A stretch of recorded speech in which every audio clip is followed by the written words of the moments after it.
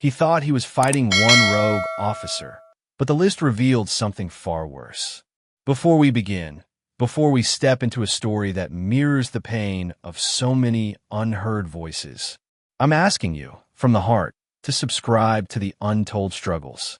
Every subscription tells the world that our stories matter. Every subscription amplifies a voice that was almost erased. Please, back into Next Pointing Right, click here to subscribe right now. At the Untold Struggles. Let's begin. The Arizona sun showed no mercy. It was one of those Phoenix days where the light felt sharp enough to cut skin, where the heat shimmered off the pavement like an invisible fire.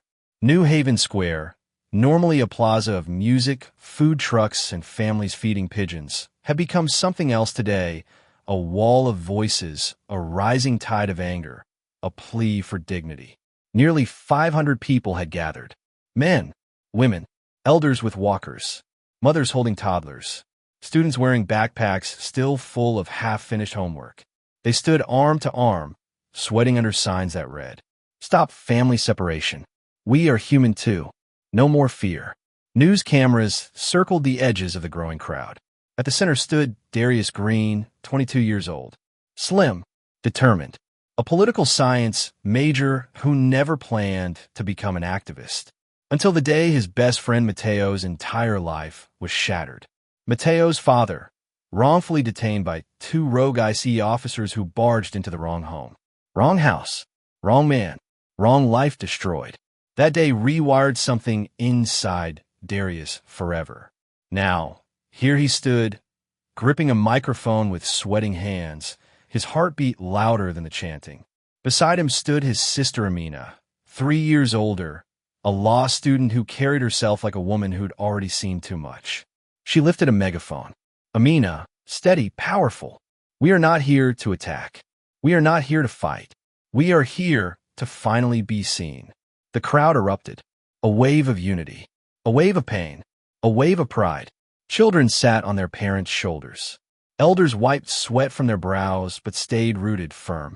Everyone stood together. Different faces, different accents. Same fear, same demand. No more family separation. Darius stepped forward. His voice cracked, but it carried. "Darius, if the system won't stand up for us, then we will." Cheers. Fists raised. Signs lifted higher. But in a quiet alleyway behind the plaza, a shadow moved. Two armored IC tactical vehicles sat idle. Inside, one of them sat Agent Cullen Briggs. Broad shoulders, cold eyes. A man known for handling situations in ways that didn't appear in official reports. Next to him sat Agent Morales, younger, still uneasy about how Briggs operated. Briggs clenched his jaw. "Briggs, these people want trouble." Smirks. "We'll give them what they're asking for." Morales swallowed hard. He knew the protest was peaceful. He knew the crowd wasn't breaking any law. But he also knew Briggs. And Briggs never cared about lines he crossed.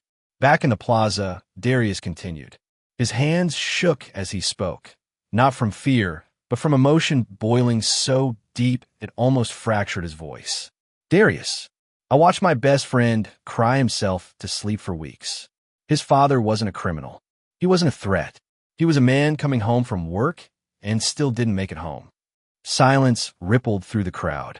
Someone sniffled. Someone shook their head. Amina placed a gentle hand on Darius' shoulder. "Amina, soft. Take your time." He nodded and steadied himself. "Darius, this is bigger than one family. This is about every child afraid to answer a knock at the door. This is about every mother who flinches at a police siren. This is about every father who kisses his kids goodbye and wonders if he'll see them again." The crowd murmured in agreement. Across the square, Morales watched from the armored vehicle. His fingers drummed nervously against the dash. "Morales, Briggs, these people are peaceful. We don't need to be here." Briggs scoffed. "Briggs, they're gathering without a permit. That's enough for me." Morales frowned. "That's not how it works." Briggs stared at him, a cold, warning stare. "Briggs, then stay in the truck if you're scared." He grabbed his tactical vest and stepped out. The moment his boots hit the pavement, Morales felt dread coil in his stomach. Briggs marched directly into the crowd. No announcement. No warning. Just force. People stumble backward, shocked. A mother shielding her toddler shouted, "Hey, this is peaceful." A teen yelled, "What you doing?" Briggs ignored them all. His eyes locked on Darius, the one with the microphone. Briggs yelling, "You! Step down. Now." Darius froze. Amina stepped between them. "Amina, firm. This is a lawful, peaceful protest. You cannot." Before she could finish, Briggs shoved her aside. Gasps erupted. Darius stepped forward instinctively. "Darius! Hey, don't touch her." Briggs grabbed Darius by the shirt. Chaos exploded. Morales ran toward them. Morales shouting, "Briggs, stop." But Briggs wasn't listening. He threw Darius to the ground. He barked into his radio. Subject resisting. But Darius wasn't resisting. He was barely breathing after hitting the concrete. The crowd screamed. Phones lifted. Cameras zoomed in. Children cried.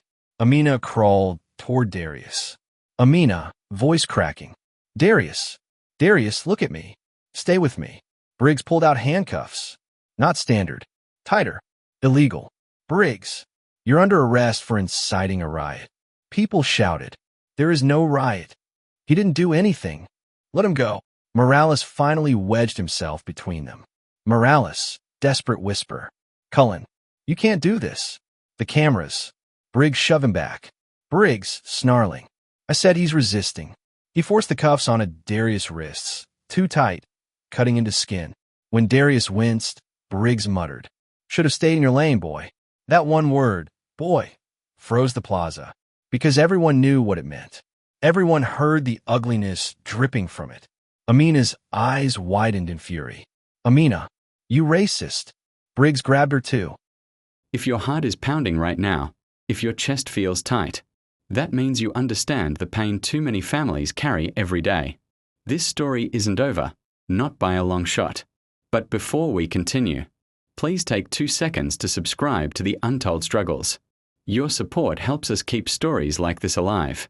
At the Untold Struggles? Now, back to the storm. Briggs yanked Amina's arms behind her back. She didn't fight. She simply whispered, "You're making the biggest mistake of your life."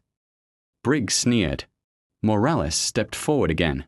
Morales, "Briggs, stop. They haven't committed any crime. We need to wait for backup. We need proper assessment." Briggs snapped.